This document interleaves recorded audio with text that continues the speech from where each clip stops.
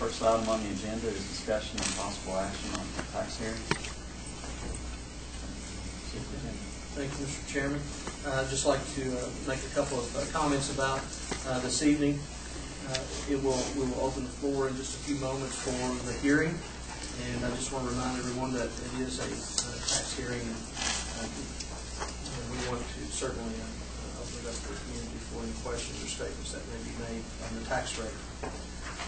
The general fund tax levied in fiscal year 2013 for school year 12 and 13 was 53.82 cents on real property and 54.42 cents on personal property, and produced a revenue of $3,196,604.30. The proposed general fund tax rate of 68.6 cents on real property and 68.6 cents on personal property is expected to produce $4,138,167.94. Of this amount, $1,289,543.14 is from new and personal property. So the general areas to which revenue of this recallable nickel will produce is $941,564 above the 2013 revenue, and is to be allocated to costs of collections and the building fund. As we move forward and position our schools in Martin County for the future of our students, for them to be successful in college and career readiness, I want to share a couple of remarks about our facilities. First of all, I would say that research suggests and makes clear that a strategic, well-designed and construction facility that's well supported will support local education and economic development framework, and it correlates, meaning it is directly in line with the lower unemployment and poverty rates and higher graduation rates. And so our intentions are to design and sustain local, regional, collaborative leadership around a college and career readiness to improve education and economic outcomes for Martin County. Some of the highlights, and as you came in, if you did not receive one, they are located out on the front desk area, is the research that demonstrates clearly that the quality of the facilities directly correlates with the quality of education. The construction of school facilities has positive effects, both on substantial positive effects on home prices in our community and increases in the population of families with children attending public schools. The quality of school facilities affects student achievement, student and teacher attendance, teacher retention and recruitment, child and teacher health, quality of curriculum, achievement levels, particularly in literacy. And so school facilities have a direct, measurable impact on the achievement of our children from kindergarten through high school. The environment in which our students learn affects their performance and ultimately their future. And for those who may have picked up one of the packets for research on the quality of facilities, it says, do school facilities really impact a child's education? I want to say to the community that these will always be out there, but this provides some very good information on how the school facilities do impact the student achievement. And really it condenses down to a paragraph here in the research, and I'd just like to read that to the audience. While it has been said a good teacher can teach anywhere, a growing body of research literature also strongly suggests a direct relation between the condition and utility of the school facility and learning. The classroom is the most important area within a school. It is here that students spend most of their time, hopefully in an environment conducive to learning. Learning in the classroom requires a reasonable level of concentration, listening, writing, and reading. Individual classrooms and entire facilities need to be evaluated not only on how they meet changing educational requirements, but also on how they meet the environmental requirements for health, safety, and security. What this revenue will provide for the community of Martin County is a new 700 student capacity on-site with a co-located ATC, which is our Area Technical Center. It comes out to about 135,000 square feet of learning space at a total cost of $31,917, and $739. We have conducted a couple of, or two, local facility plans to make these findings. And the results of that is the co-located ATC with the high school is the best approach to our school construction. Right now we have, if you look at the old Sheldon Clark High School, which is located just adjacent across the road there, Blacklog, from the high school is the ATC. There's two main limitations or costs that we need to reduce in there long term when we begin building our facilities here. And one is the seat time for students. It's taken up a lot of time away from our students, and Ms. Martha Williams is here, she can attest to that.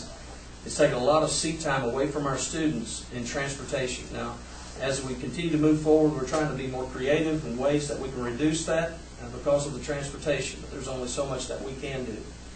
And the second part of that we need to eliminate is the cost of the transportation. And that's every day, all day, for those students going from the high school to the ATC and back.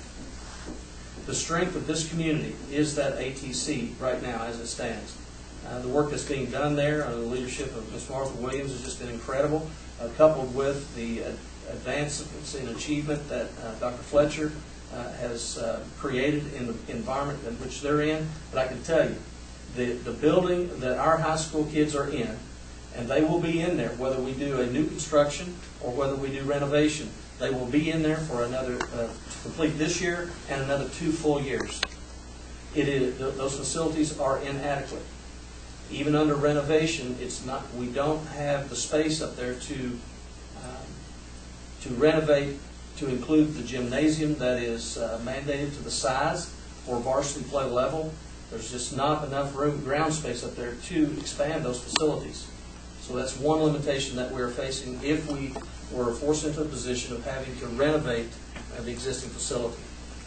So moving forward, once again, I want to just go through basically the timeline and the bonding potential that we have. Mr. Dwight Salisbury, is that how you pronounce it, sir? Is here with us tonight as well. He is one of our bonding agents, works with Joe Nance, and the board has met him. He's been here a couple times. As it stands right now, we have, effective 1 July of this year, we have $9 million bonding potential. And it's sort of like trying to figure out how much house you can buy and how much money that you have to do that. So this district, based on the revenues that we have $9 million available come this 1 July, roughly. We could use that for renovations, no doubt about that. With this recallable nickel, and really it's an equalization nickel, because it's money that the board or the community puts on the table and the state matches it. Roughly speaking, you put 5 cents on, the state's going to give you 5 cents, just a wide brush stroke there. Calculations are a little different on the other end. If we put a 5 cents on the table, it really translates to an 8.4 cents per $100. The state matches this money. And I don't know of any other investment opportunity that you could take $1 and that someone's going to give you another $1 for that as an investment on a return. There's nowhere else you can do that. This is a great opportunity for us to position our schools for the future.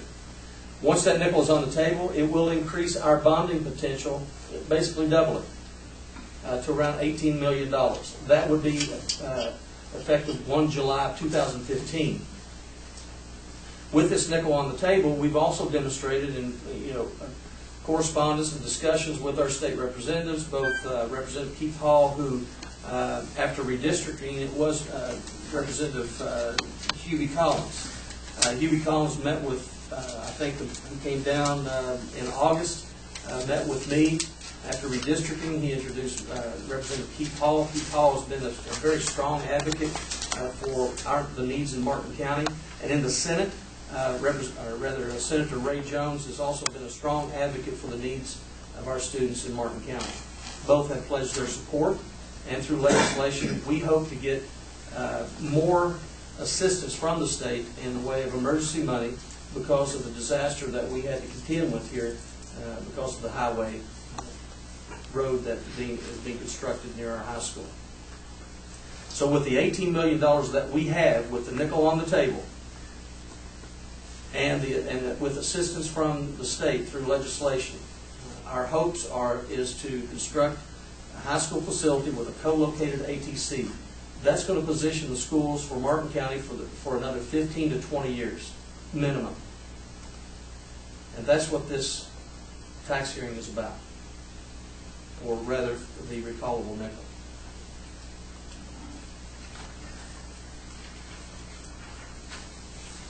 That concludes my remarks, Mr. Chairman. We'll open up the floor if anyone has comments. You're welcome to make those now.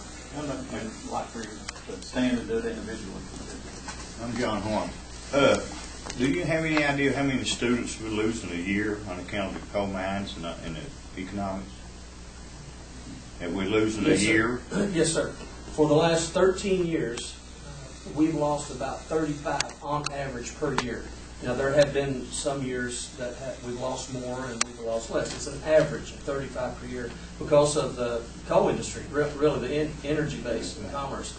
We've lost that many. So, do we need a new facility because of the student population that's declining?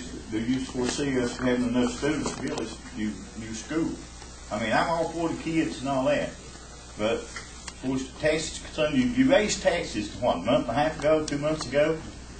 4%, and now you're going to hit us with another nickel. That's just like Obama. We're going to be paying that. My grandkids are going to be paying for that for years and years to come. Well, it is the life. There's two responses here. One, the life of the bond is the life of the increase. Now, which is 20 years. Is that right, the life? So it's a 20-year bonding. So the board could, at that point, whoever the board may be, could actually lower the tax rates. Well, if you're going to raise taxes, could you set a deadline on it that after so many years it goes back off the table? The tax rate stays on the table for the life of the bond, with the bonds. So when the bonds we get the bond for 10 years. No, it's 20 years. That's the payback of the 20-year, or the bonds is 20 years. That's how they are sold, and then the payback is 20 years, or the payoff is 20 years. But back to the student population, we can't overbuild. There's no doubt about it. And as much interest that there is to have a grandiose school, we do. I mean, we want a school that supports the education of Martin County citizens for at least the next 20 years, because when we do this, we're all in, basically, for 20 years, aside from replacing a roof and HVAC and infrastructure. But we're all in for 20 years. So we are seriously consider positioning the schools for that amount of time. Is it projected to continue to lose students at that rate? It's not. Those are not the projections to continue to lose at that rate. Some of the statistics that came out, I think just this last week, the Martin County survey, actually across the state, and I believe I sent copies to the board as well, gave copies to our leadership team, that shows poverty rates, it shows job loss rates. The job loss was cut in half during, I blame the Bush administration again, but it was cut in half. The coal production was cut in half. It was the latter part of the second term of George Bush. It was cut in half again under this present administration, the coal production in eastern Kentucky. I'm not talking about western Kentucky, eastern Kentucky. So a lot of jobs have left this area, and it is expected for that to be tapered off now for the next 10 to 15 years. Will we continue to lose students at that rate? That's not what the data says. That's not what the census data says. Well, I don't know about Bush, but I know we didn't lose no jobs. Coal countries when he well, that wasn't a political statement. I'm just using the data. But I hate to ask you this, but I'm limited on my time. Court meeting. Can I comment on something else and then leave you alone, other than the taxes? I don't think so. That's the only, actually. It's limited to just a discussion of taxes. Oh, okay. It's a special meeting. You know? Oh, okay. Okay. I understand that. I understand. We do that at the same time. I forgot. I talked to Vic You before. come tomorrow. I can come over there or after the meeting. No, I ain't gonna do it tomorrow. I'll meet you Monday. Okay. I'm busy tomorrow. That'd be fine. Okay. But, If I can just get your name before you leave, so John Horn. I have it. Okay, thank you. Thank you, sir. We met before. I think so. Did you have a hat the last time we You met? should remember. Did you yell at me? John's an unforgettable. Did you throw something at me? But, okay. appreciate your comment. Yeah, let me just say one thing about the student population again. The old Shelby Clark High School was built for 1,200, and right now we're at 600. So in the last 15 years, we've lost 50% of the student population. And really that contributed, in my mind, and I'm not an engineer, I'm not an architect, but in my mind, that has contributed to the deterioration of the building, not the infrastructure, but to the deterioration of the building. And it really was not a safe building, healthy building for our students to be in. And so we're not going to overbuild. In fact, KDE, the Kentucky Department of Education, really watches closely on how much of a building you do construct with a declining population. Well, I'm not against the school. I'm all for getting a new school. I just don't, I'm against the taxes to have to get it. Because, by the way, ain't the Kentucky Lottery supposed to fund that money to the schools? And they're getting millions of dollars a month, and it seems like we're not getting nothing out of that lottery money. Looks like they could use that money to help build a school. Well, I believe that's closely associated with what we're talking about here. So, yes, the lottery is to fund that, and of course, the legislature, the governor is advocating gaming as another source. I believe that he's leveraging gaming for education. You know, he's saying, "Yeah, I'm all for education. I want to put a lot of money into education." Put the lottery in here too for education. Yeah. The other revenue that we have, sir, and I would encourage our community and every community in Eastern Kentucky. And I'm not saying anything you probably don't already know, but we need to keep co-severance money in co-producing counties. You know, I agree 100% on that. We're going to lose like almost $1 million this year. Then what the legislature is in session. This is the best time to lobby your representatives or to call them to go see them, because that co-severance money, as I understand, it would have a dramatic impact upon the coal-producing counties and what's happening as coal producing has been cut through regulations and the policies of this present administration. Oh, I'll be down on the 28th lobbying. Thank you for your time. Thank you, sir. Thank you. My name is Tom Steelon, and I'm on your proposal tax. And the reason why, I pay tax on life, I've been told that, for 1.5 years. We've been taxed to death all down through our life, and now we're getting more. The economy is down south. A lot of people ain't got no work. A lot of people on fixed income. They don't get a raise. And we can't just keep on adding taxes. It's high cost of living. And the gas, like this, we just can't stand more. And Obama, by the way, EPA has cut all the coal jobs out. We all know that.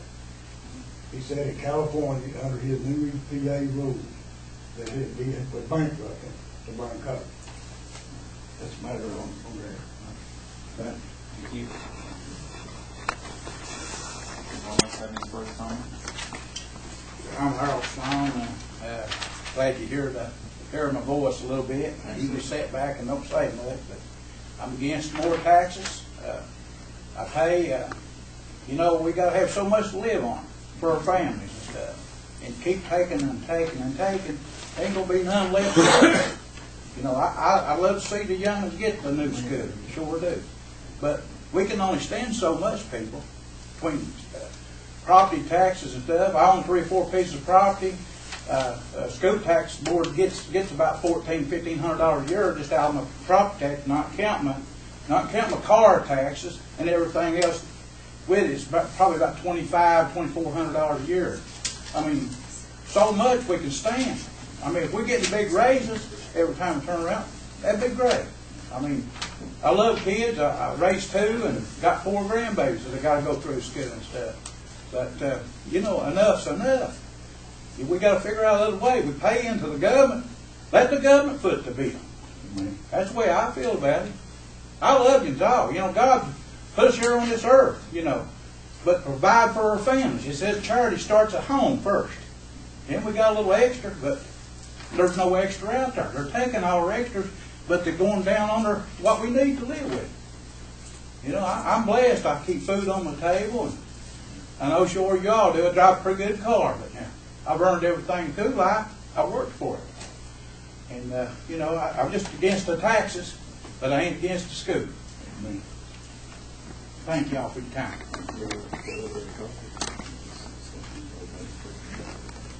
Anyone else have comments on the floor? Yeah, if you don't mind, Dick, I'd just like to inquire of a couple of things. State first, I am a former school teacher. So old y'all don't remember it, but anyway, I am pro-education. I am pro-school facilities. So I think the goals are the same. I'm not sure that I would agree on all of the road that you are interested in traveling to reach that goal. And I've not heard anything here about any comments about the existing facilities and what you're going to do with that. Sheldon Clark and the place across the road. What are you going to do with those facilities that exist there today? Well, speaking about the old Sheldon Clark High School, it would probably be surplus, if at this point in going forward with new construction, the idea of new construction, we haven't selected a site. The local planning facility committee and the board have not selected a site for a new school to be built. In fact, the next step is the hiring or the bidding for an architectural services, and then that person, whoever that firm would be part of site selection. It may be on the very site of where the old Sheldon Clark High School exists. That may be the site where it's built. For the new school? For the new school. Well, you said you didn't have the ground space. I'm sorry? I thought you said you didn't have the ground space.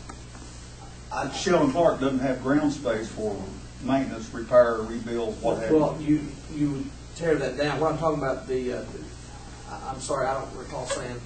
Well, I might have misunderstood you. So, but what you're saying is that the existing... I'm sorry, it was where we are currently, in what used to be the Inez Middle School that we occupy for high school. Yeah. Oh, okay. That area Okay. is not large enough to expand. Oh, okay. All right. Yeah. The old site, there is. Now, there are there's some adjustments that may need to be made. We may have to acquire some more properties when they're finished in the back, if necessary. But right now, there's enough ground space there, according to what our current architect is telling us, to construct a new facility there. Now, the ATC, if a new facility is constructed there, you could possibly put a co-located ATC, and that would be my vision and what I see as a need.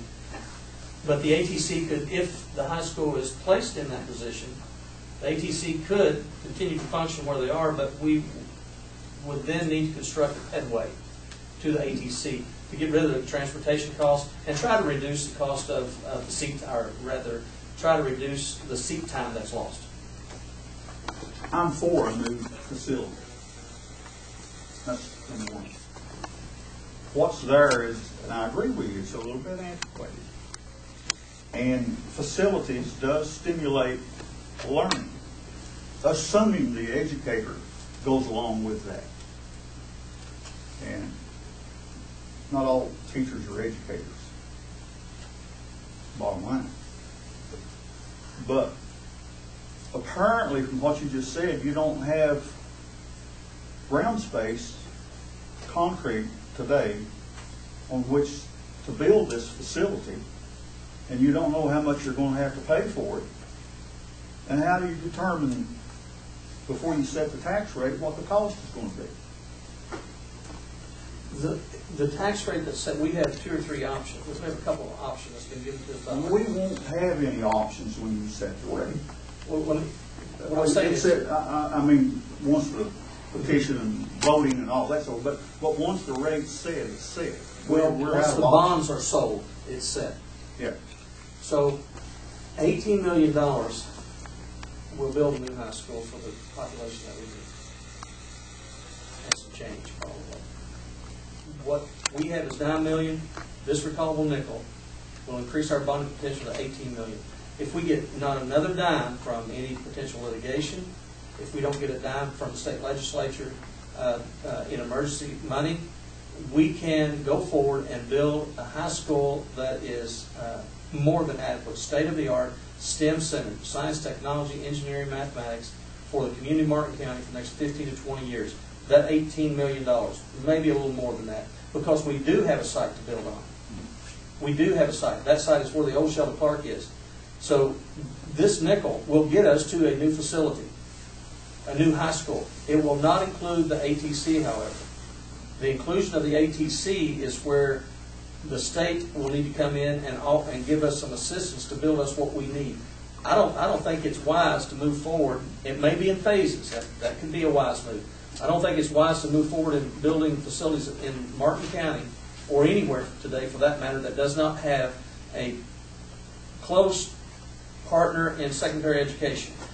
You know, if I was at Hardin County High School, where you walk out the door from here to the 7-Eleven across the street, and you can walk in a four-year university, or if you were down in Floyd County, and you can walk across the street to a junior college, you can create a space for just a high school. But here in Martin County, our needs is a co-located ATC to give our students access to a 2-year facility, a 2-year career facility. That's what we need. Now, we may not get there. We may not get that money from the state to do that. But it could be done in phases. If we don't get it this time, we might get it the next biennium. But the $18 million with this nickel on the table will get us a new high school. It will. Oh, okay, but you still don't know, I mean, you're discussing the implementation or the increase of the property tax so to get the cash flow to facilitate the bond issue. Okay, but you don't know, and I don't mean this sarcastic, but you don't know where you're going to build it at. No, we don't know exactly, but if today the decision was that all we have is $18 million, you're not going to get a dime, it would be my recommendation to this board, this community, but to this board, is to the estimates that have been given to us by our architect is that you can bring down old Sheldon Clark High School to the ground and build a new facility there for, well, close to $19 million. It's 18 and some change. Are you going to find it necessary to acquire additional property on up to Hollow? Not if we only have 18 million. The idea there is because the state has bought some folks out up there already. Actually, one of our principals was bought out, the house and property. We would like to acquire that. I don't know why the state would want to hold on to it, but I'm just assuming that the state would be benevolent enough to allow us access to that property. How many acres is it? I'm not sure. All I'm saying is that the property that we now own at Sheldon Clark High School, the old site there, off Blacklog, if you destroyed that and built a new high school, it's going to cost you right at $19 million. So we have a site in a worst case scenario to build on. Is it the prime site? Maybe not, but maybe it is. But we do have a site to build on. Okay, but the bottom line is the cost is not settled as to the ground space. Well, yes, we can Cost build is that. settled. Yes, when you say settled, if I'm understanding you correctly, will $19 million, and that's what the architect has proposed to us as an estimate, to build on the current site where the old Sheldon Clark High School is located. You can build a new high school facility there for $19 million, and that's what we have on the table here. So we do have that. So you're looking to spend $19 million worth of sites at the old current Sheldon Clark, or if it's on up the holler, as we would say. A little Blacklog? Yeah. To build a high school up there? Well, you said there's some other property up there, and you don't know why the state would want to hold on to it, so conceivably. Yeah, that adjoins us. I mean, we can. Oh, is that what it is? Is it adjoining property? Yeah, there's